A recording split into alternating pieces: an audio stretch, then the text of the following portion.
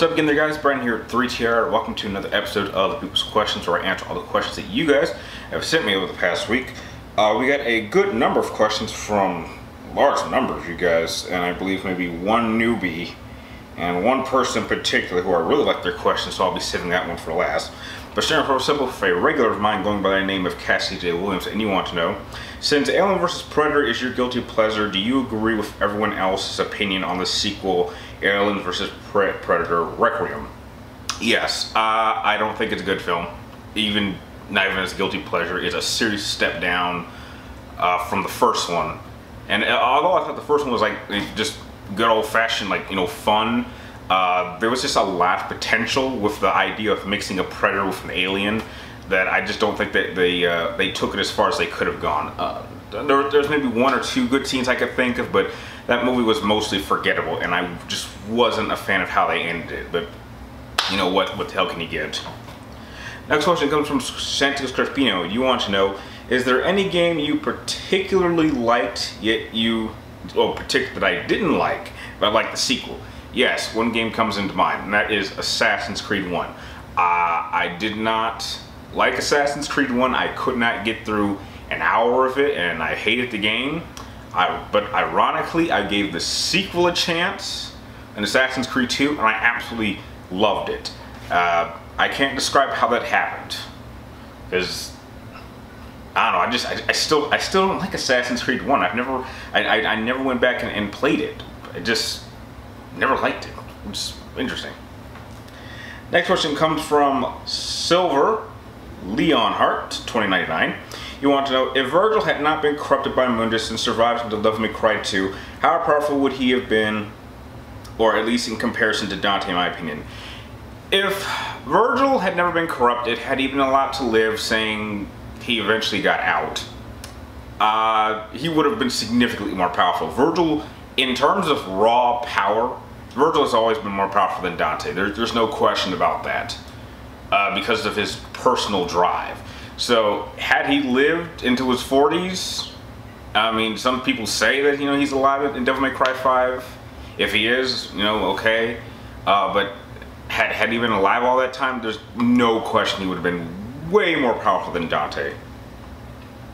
Next question comes from All-Star Gamer Punk. You want to know, of all of the depictions of hell and heaven from movies, video games, and books, what has been my favorite?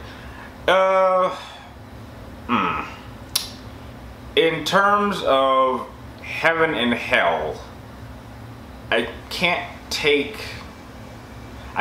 of any versions of heaven that I would particularly favor, but there is a version of hell I was really into. And that was in the movie Constantine.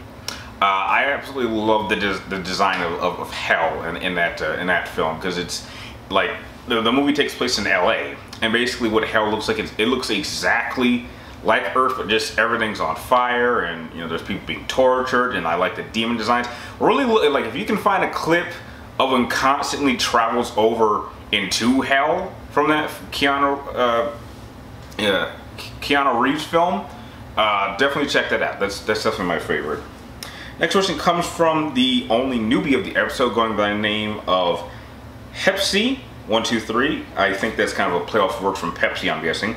But you want to know, where would I rank Noctis overall compared to the rest of the Final Fantasy protagonists? If I were to rank him, I would definitely put him in the lower tier of like my top 10 best protagonists. I would not put him in the top 5. I can absolutely think of 5 protagonists I would absolutely rank above him, but he absolutely is a top 10. I'm thinking he would probably be maybe a 7 or an 8 in terms of ranking, but he's definitely a great protagonist. Next question comes from Daniel Villegas, and you want to know, who do I think is the most powerful character in all of video game history?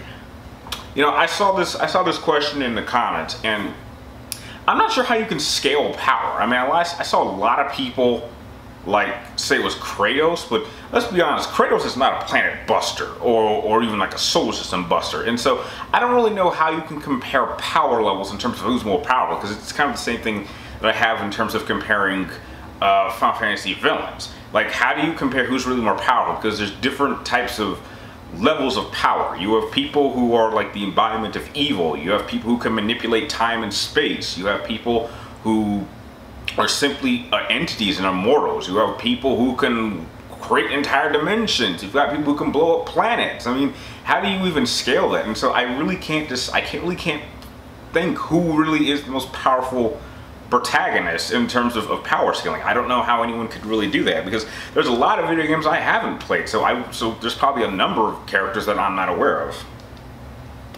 Next question comes from Josh McQuoid, and this one's an extensive question, so buckle up. And you want to know, hey man, what team do I think would win? In a team one, which is all the bosses from Metal Gear Rising, and the second team, which is a mixture of Cloud, Squall, Noctis, and Ace from Type 0. Sorry if the question is badly worded. Don't worry about it, man. I can get through that. So, basically, all of the bosses from Metal Gear Rising against, like, a number of protagonists from Final Fantasy. That's tough. I think the Final Fantasy team's got this one.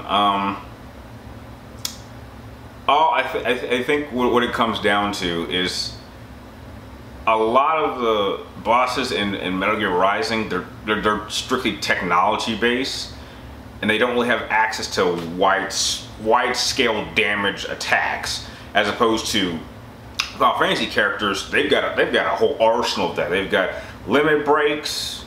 They've got a powerful collection of magic, and then when you go into their summonings, I mean, hell, you get Noctis and you get Shiva out there. That she alone would devastate the entire Metal Gear Rising boss team. So yeah, I'm going with Final Fantasy, no question. Next question comes from Phantom Sidious. You want to know, what is my reaction to Kathleen Kennedy's contract at Disney being extended?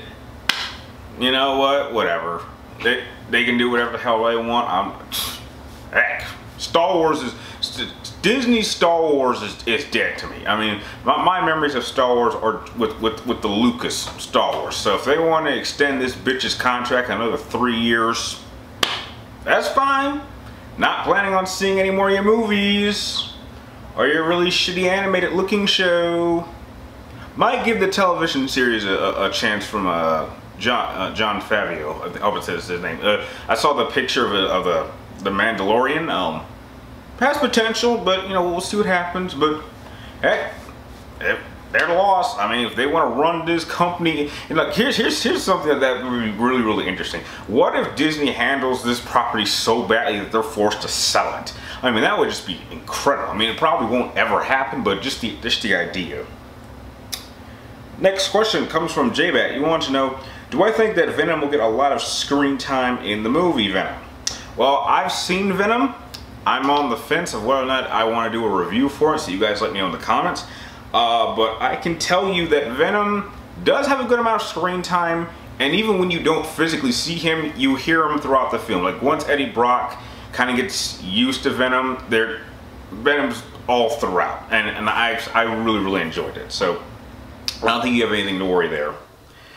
Next question comes from Lugina 13, and you want to know, if I could learn any lightsaber fighting form, what would I learn? You know, I actually did a Star Wars questionnaire about this maybe 2 or 3 years ago, and the 4 forms I would study is 2 Makashi, 3 Surisu, 4 Taru, and 6 Naiman. I would not want to learn 1, 5, and 7. The other 4, those would be my focus, because I have this really interesting looking design for a lightsaber. I would want to have built. It's really cool looking. As far as I can think, it's never been created in Star Wars, and I think it would really work for me. And the last question of the episode, and my favorite question of the episode, comes from someone who had a question in the last episode, but it was a little too high class, so I didn't do it. But this one I really liked the most, and they simply just want to be known as Nevermore. Really like that name. They really like this question. And basically, you want to know, in my eyes, what does the final fight between Solid and Ocelot mean in Metal Gear Solid 4? I love this question. I love questions that allow me to really flex my intellectual muscles, and especially for my all-time favorite video game franchise of all time. I'll tell you what it means to me. At that point, you're dealing with Old Snake and Ocelot. Well, it's not really Ocelot. It's kind of Liquid Snake and Ocelot's body.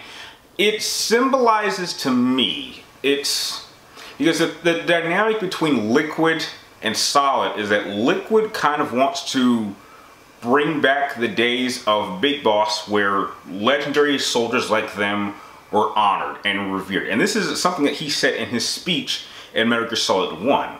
And therefore, that's a mentality that even after he died and got attached to Ocelot's body, that's a mentality and an idea that he always supported. So the final battle, when he talks about saying, well, the war may be over, but we are still not done, it's like, okay, our generation of kind of legendary soldier heroes may be coming to an end, but you and me still got a story to settle, and we're gonna handle that shit right here, right now. And Saul is all for that, because to him, Liquid being his twin, them both being technically genetic children of Big Boss, means that this is my issue. You know, I'm gonna die very soon, preferably within a year. Then I can't let Liquid and whatever the hell he wants to do, I can't let that mess up the world anymore. So that's how Snake's all in. And so the conflict of ideologies between the two, of Solid Snake and Liquid acknowledging that, you know what, this is our problem, we gotta handle it, we're gonna do it right here on Outer Haven, our father's dream, and they settle it. And I thought it was an absolutely incredible ending to a series. Personally, I wish Phantom Pain had never been made. I think that Metal Gear Solid 4 did an incredible job, and the final monologue between the two I thought was absolutely masterful, and just probably some of the best writing I've ever seen in a video game.